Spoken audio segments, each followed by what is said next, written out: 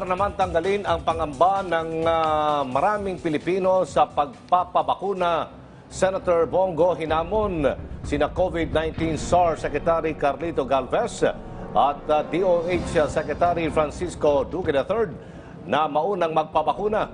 Senator Go hiniling din na unahin ang mga nasa poor, mga mahihirap at vulnerable sector. Narito ang detalye.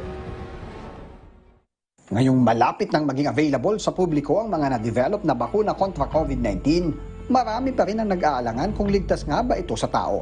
Sa kabila ng pagtitiyak ng Administrasyong Duterte na dadaan sa masusing pagsusuri at trial ang mga bibilhing bakuna, may ilan pa rin naghayag ng kanilang agam-agam.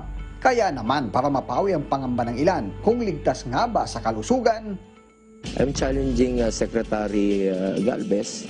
Once available na po yung safe na vaccine, ay papakita niya.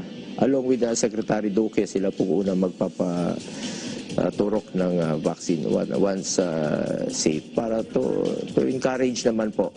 tinutukoy ng mambabatas sina Department of Health Secretary Francisco Duque III at Vaccine Czar Presidential Advisor Carlito Galvez.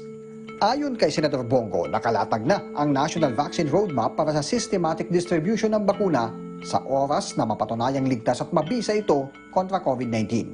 Pero hirit ng senador na siyang chairman ng Senate Committee on Health, Dapat unahin poor, vulnerable, frontliners of course.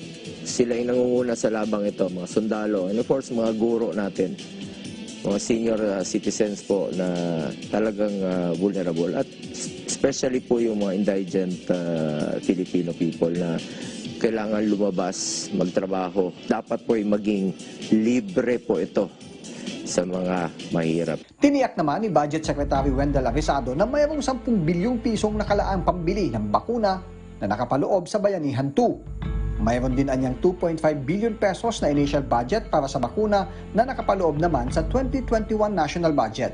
Kaya laking pasalamat ni Senador Go sa pribadong sektor na naghayag ng kanilang intensyon na tulungan ng gobyerno sa pagpili ng pinakaligtas at pinakamabisang bakuna laban sa COVID-19.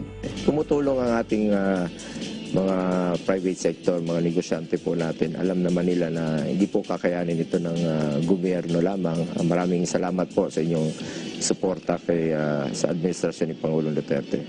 Kailangan natin magkaisa para malampasan natin ito. Sino ba naman magtutulungan? Kundi tayo lang po, kapwa natin Pilipino.